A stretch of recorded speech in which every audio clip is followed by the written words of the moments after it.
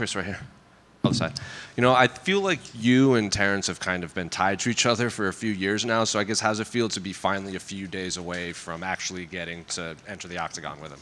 Yeah, it's kind of like that girlfriend that never went away. You know, just like eventually we're getting it. We're going to get the fight, and looking forward to putting on a great performance. Did you think you would eventually actually Did you think you would actually get to fight Terrance? Because at the time it made sense, but then maybe your careers went in different directions for a bit.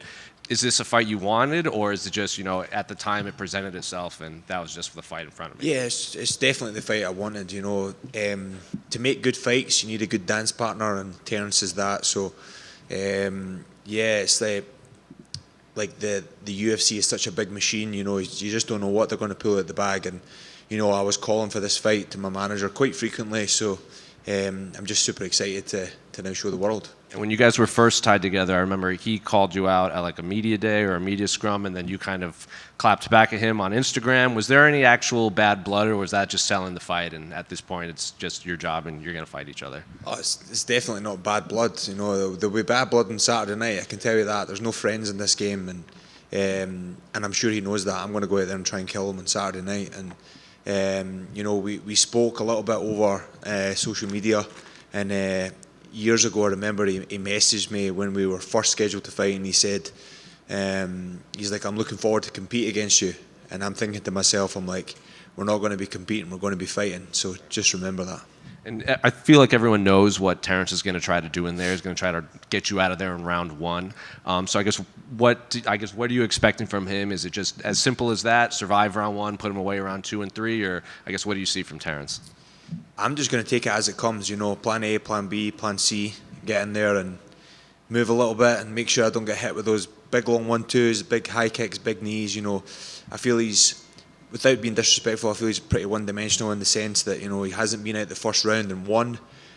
If we get into the second and third, you see him from my last performance, like how hard I can push myself, and I know how far I can push myself, but maybe you guys don't know because you haven't seen it in many fights, you've only seen it in one.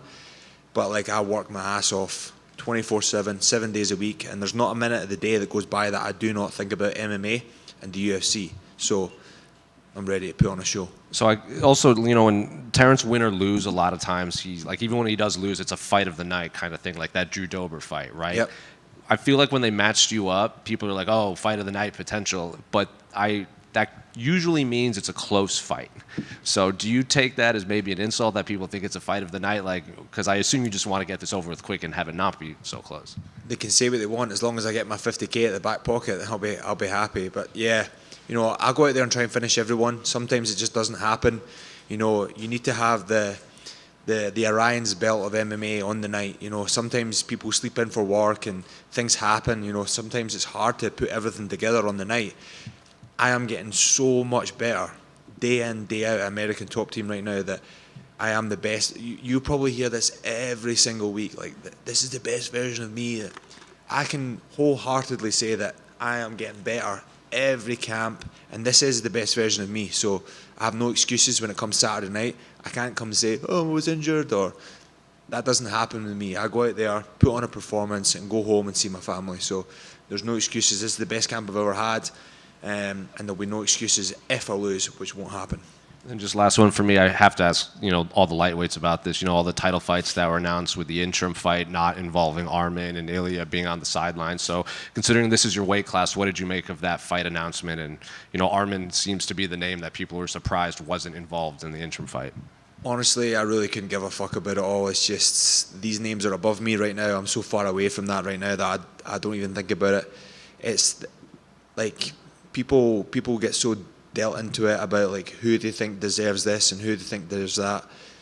Dana White, the UFC, Sean Shelby, Mike, all these sorts of people, Hunter, they decide. It's not everybody else's job. And the thing is as well, there's a bigger narrative around that as well, because Paddy and Justin fighting, and then people are talking about that.